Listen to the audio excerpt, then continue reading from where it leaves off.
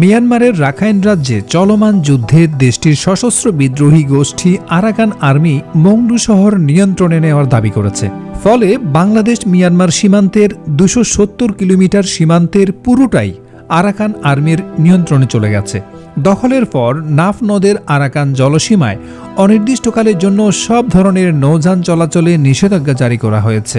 কয়েক মাস ধরে মিয়ানমারের জান্তার সঙ্গে লড়াইয়ের পর রোববার সকালে মংডু শহরের নিয়ন্ত্রণ নেওয়ার দাবি করে আরাকান আর্মি।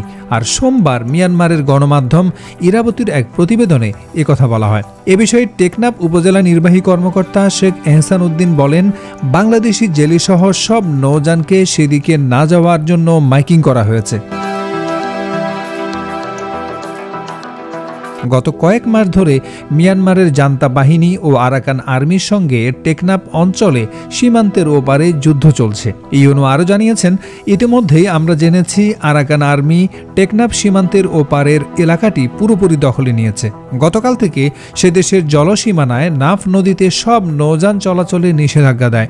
তাই আমরাও টেকনাফের ফিশিং ট্রলার মালিকদের অবহিত করেছি, নাফ নদী সীমান্ত এই মুহূর্তে অতি ঝুঁকিপূর্ণ, সেখানে কোনো ট্রলার না যাওয়ার জন্য মাইকিং করা হয়েছে। পাশাপাশি সীমান্তে অনুপ্রবেশ রোধে বিজিবি ও কোস্টগার্ডের টহল জোরদার করা হয়েছে। জানা গেছে, রবিবার সকালে আরাকান আর্মি আরাকান রাজ্যের মংডু অঞ্চলের সন্ত্রাসী ফ্যাসিবাদী সামরিক জান্তার বর্ডার গার্ড পুলিশ ডিভিশনের শেষ পোস্টটি নিজেদের নিয়ন্ত্রণে নিয়েছে। এক বিবৃতিতে তারা একথা জানায়। টেকনাফ সীমান্তে বসবাসকারীরা বলছেন, গত কয়েকদিন ধরে মিয়ানমারের রাখাইনে মংডুতে চলমান যুদ্ধের তীব্রতা বেড়েছে। গোলার শব্দে আতঙ্কে রয়েছেন এপারের টেকনাফ সীমান্তের বাসিন্দারা। রাখাইনে অধিকাংশ জায়গা আরাকান আর্মির দখলে ছিল, তবে মংডু শহরের কিছু অংশ জান্তা সরকারের নিয়ন্ত্রণে ছিল এতদিন। সেটির কারণে যুদ্ধ চলছিল দুই পক্ষে। ইতিমধ্যে সেটিও আরাকান আর্মি দখলে নিয়েছে বলে শোনা যাচ্ছে।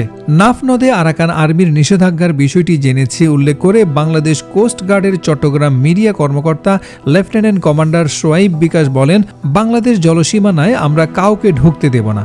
জালিয়ার দ্বীপ, সেন্ট মার্টিন দ্বীপ পর্যন্ত নাফ নদ ও সাগরে আমাদের টহল জোরদার করা হয়েছে। পাশাপাশি জেলেদের জলসীমায় অতিক্রম না করতে বলা হচ্ছে। টেকনাফ ২ বিজেপির ভারপ্রাপ্ত অধিনায়ক মেজর সৈয়দ ইশতিয়াক মুর্শিদ বলেছেন, সীমান্তে যে কোনো অনুপ্রবেশ ঠেকাতে বিজিবি সতর্ক অবস্থানে রয়েছে। বিজিবি সদস্যরা নাফ নদী ও স্থলে সর্বোচ্চ তৎপরতায় কাজ করছে।